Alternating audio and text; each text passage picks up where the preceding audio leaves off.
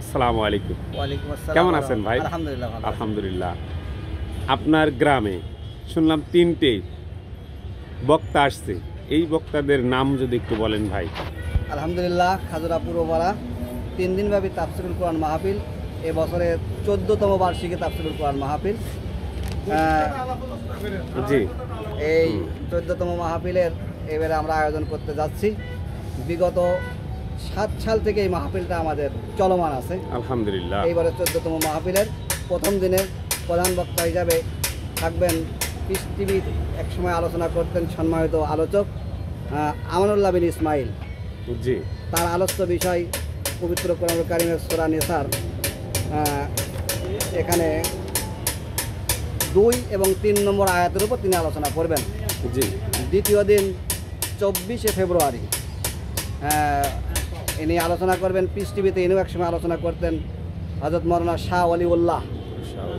ইনি তার আলোচ্য বিষয় আছে, আলোচনা করবেন সূরা নিসার ৭ থেকে ৯ নম্বর আয়াত। তৃতীয় দিন ২৫শে ফেব্রুয়ারি জি, হযরত মাওলানা আল্লামা তারেক মনোয়ার আলহামদুলিল্লাহ সাহেব আলোচনা করবেন এবং আমাদের ডক্টর মোহাম্মদ হাবিবুর রহমান সাহেব আলোচনা করবেন। ডক্টর মোহাম্মদ হাবিবুর রহমান সাহেবের নির্ধারিত বিষয়ে আলোচনা আছে।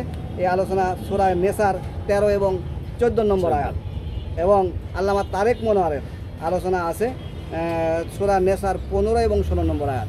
তবে ২ দিন ২৩ এবং ২৪ ২ দিন রাতের বেলা মাহফিল হবে মাগরিবের পর থেকে নিয়ে ২৫ তারিখ যেদিন মাহফিল হবে মাওলানা তারেক মনোয়ার, আল্লামা তারেক মনোয়ার, এদিন দুপুর ২টা থেকে মাহফিল শুরু হবে ইনশাল্লাহ। আমরা ধারাবাহিকতা এরকম আলোচনা বিজ্ঞ আলেমদের সমাবেশ এখানে ঘটায় থাকি আলহামদুলিল্লাহ।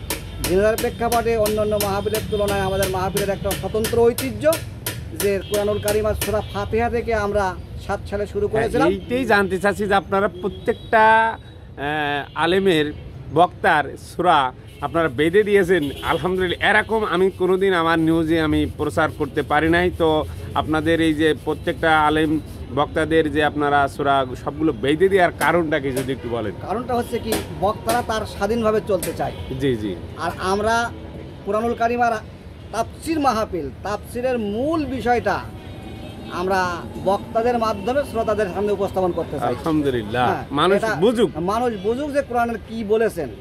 লম্বা সময় আমাদের লাগবে, বিভ্রান্ত না হয় যে রাজনীতির কথা বলেছে, এ বলেছে, তা বলেছে, এটা যেন না হয়, মানে এখানে যা আছে সেই কথাগুলো তাদের বলতে হবে। হ্যাঁ বলেন।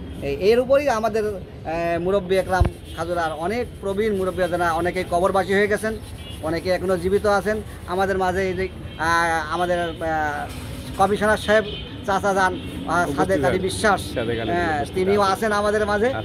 আমাদের সার্বিক সহযোগিতা করে তিনি আমাদের এই মাহফিলটাকে সামনে আগায় নিয়ে যাচ্ছেন। এলাকা থেকে আরেকটা স্বতন্ত্র বিষয় আমরা বলতে চাই, সেটা হচ্ছে কি আমাদের মাহফিলের ওই কালেকশন করবেন না। আলহামদুলিল্লাহ, এলাকার লোকরা এখানে মাহফিল হয়। মানুষের জন্য দেখেন কত সুযোগ সুবিধা ভাইরা দিয়েছে। তো আপনার যে জায়গাটা যাবে আরাবপুর থেকে কত দূর, পুরো ঠিকানাটা বলেন। আরাবপুর থেকে city college road, Jhenaidah Arabpur city কলেজের রোড হয়ে সামনে একটু আগে দেয়া, নদীর উপারে না এপারে? নদীর এপারে। এপারে, আচ্ছা আচ্ছা। ওই জায়গায় গেলে ইনশাআল্লাহ সিটি কলেজ রোড দিয়ে পশ্চিম দিকে আগায় গেলেই সামান্য একটু এতিমখানা মোড়, তার পাশেই খাজুরা পূর্বপাড়া তাফসির মাঠ। এটা তাফসির মাঠ নামে পরিচিত আছে। সাক্ষাৎ